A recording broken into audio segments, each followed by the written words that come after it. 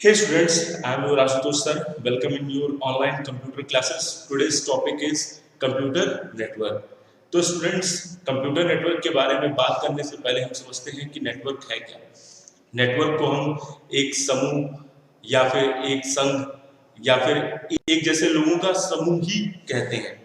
जैसे जब भी हम किसी से बात करते हैं तो कहता है कि हाँ, मैं अपने नेटवर्क में बात करके बताता हूँ। तो नेटवर्क का मतलब क्या? वो कहना चाहता है कि वो अपने से जुड़े हुए लोगों से बात करके इस चीज के बारे में बताएगा।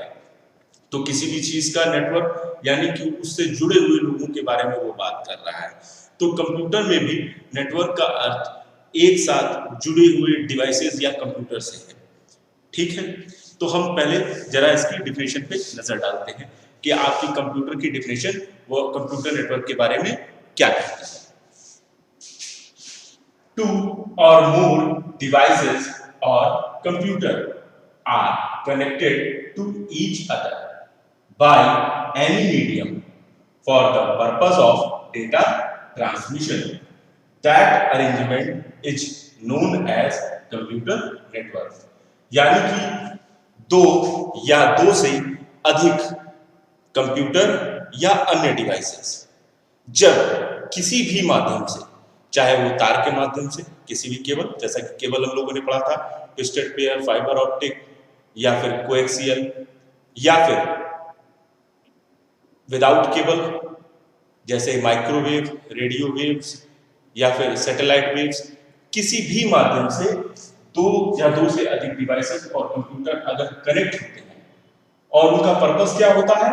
डेटा को ट्रांसमिट करना। यानी कि एक कंप्यूटर में रखा हुआ डेटा दूसरे कंप्यूटर में ट्रांसमिट होता है। तो दैट अरेंजमेंट, तो ऐसा अरेंजमेंट कहलाता है क्या? आपका कंप्यूटर नेटवर्क। अब यहां पे अगर केवल दो कंप्यूटर की बात कर देंगे कि कंप्यूटरों का समूह है नेटवर्क, तो ये गलत हो जाएगा। क्योंकि आप साइबर कैफे में जाते हैं या किसी अन्य नेटवर्क को देखते हैं तो वहां देखते हैं कि 10 कंप्यूटर अगर आपस में कनेक्ट हैं तो एक प्रिंटर, मॉडेम, ये सब भी कनेक्ट रहता है उन 10 कंप्यूटर से। ठीक है स्टूडेंट्स, तो कहने का मीन्स ये है कि एक नेटवर्क में जरूरी नहीं है कि सिर्फ कंप्यूटर ही आपस में कनेक्ट होकर के डेटा ट्रांसमिट करें। अन्य डिवाइसेस भी जैसे मॉडेम, प्रिंटर, जैसे फैक्स मशीन, ये सब भी आपस में कनेक्ट होते हैं, कनेक्ट किया जा सकता है डेटा को ट्रांसमिट करने के लिए। तो इसीलिए उस डेफिनेशन में हमने लिखा है कि टू और मोर डिवाइसेस और computer are connected in a network. ठीक है स्टूडेंट्स, तो डेफिनेशन क्लियर हो गई। चलिए आगे बढ़ते हैं। अब हम बात करते हैं what is the advantage of computer network. तो स्टूडेंट्स, अब हम किसी नेटवर्क के एडवांटेज के बारे में बात करते हैं कि कंप्यूटर नेटवर्क के क्या एडवांटेज होते हैं। तो जैसा कि हम यहां देख रहे हैं, पहला है एडवांटेज रिसोर्स शेयरिंग। यानी कि स्टूडेंट्स, हम जब भी किसी कंप्यूटर नेटवर्क को यूज करते हैं तो सबसे बड़ी बेनिफिट ये हो सकती है कि उस नेटवर्क में जो भी कंप्यूटर कनेक्टेड हैं वो आपस में अपने रिसोर्स को शेयर कर सकते हैं।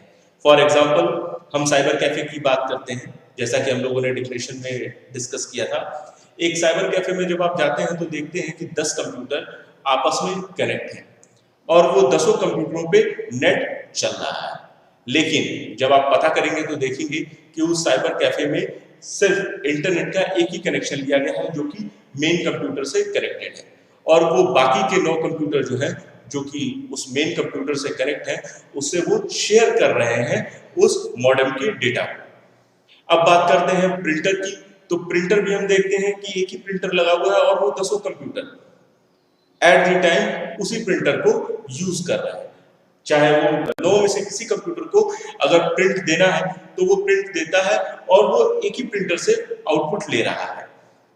तो यहाँ पे हम देखते हैं कि सबसे बड़ा एडवांटेज किसी नेटवर्क का है कि वो रिसोर्स को शेयर करते हैं। अब अगर हम यहाँ रिसोर्स शेयर की बात करते हैं तो रिसोर्स शेयर को करने से उन्हें क्या होता है? कॉस्ट बेनिफिट पड़ती है। रिसोर्स को शेयर करने से कॉस्ट बेनिफिट पड़ती है। हमारी सेकंड एडवांटेज है कॉस्ट बेनिफिट, जिसे समझने के लिए हम इसी एग्जांपल को आगे बढ़ाते हैं।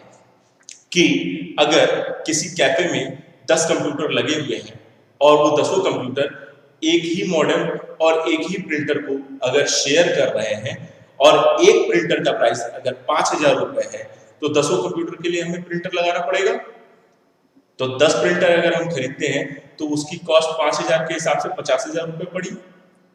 और अगर उतना ही 5,000 रुपया मान लीजिए एक मॉडेम का अगर खर्चा है तो उन 10 कंप्यूटर के लिए 5,000 रुपया मॉडेम का खर्चा भी हो गया, यानी कि टोटल जो है 50,000 1 लाख रुपए का खर्चा सभी 10 कंप्यूटर के लिए प्रिंटर और मॉडेम को अरेंज करने के लिए पड़ेगा। लेकिन अगर वो 10 कंप्यूटर एक मॉडेम और एक प्रिंटर को शेयर कर लेते हैं तो 5,000 खर्चा किया मॉडेम में, 5,000 खर्चा किया प्रिंटर में और हमने 90,000 रुपए बचा लिया। तो जिससे कि एक कंप्यूटर नेटवर्क को इस्तेमाल करने के कारण हमारे पास क्या हुआ, कॉस्ट की बेनिफिशियलिटी आई। तीसरा एडवांटेज की अगर हम बात करते हैं तो वो है कम्युनिकेशन, यानी कि एक नेटवर्क में एक कंप्यूटर अपने से जुड़े सभी रिसोर्सेज से क्या कर सकता है, कम्युनिकेट कर सकता है, वो भी विदाउट एनी कॉस्ट। ठीक है स्टूडेंट्स, यानी कि अगर एक ऑफिस में नेटवर्क लगा हुआ है तो उस नेटवर्क में अटैच प्रत्येक नोड आपस में डेटा को शेयर कर सकते हैं विदाउट एनी कॉस्ट। अब हम बात करते हैं चौथे एडवांटेज की, जो कि है रिलायबिलिटी। यानी कि स्टूडेंट्स हम यहां देखते हैं कि एक कंप्यूटर नेटवर्क में जो कि डेटा का ट्रांसमिशन हो रहा है वो बहुत ही रिलायबल होता है। अगर एक नोड से डेटा दूसरे नोड पे जा रहा है तो उस बात की पूरी रिलायबिलिटी होती है कि वो डेटा बीच में कहीं एक्सेस नहीं किया जा सकता। तो एक नेटवर्क जो है वो पूरी तरीके से रिलायबल होता है, भरोसेमंद होता है कि डेटा कहीं हैक नहीं हो रही है, डेटा कहीं किसी और के द्वारा एक्सेस नहीं हो रही है, गलत डेटा नहीं जा रही है। तो ये रिलायबिलिटी होती है।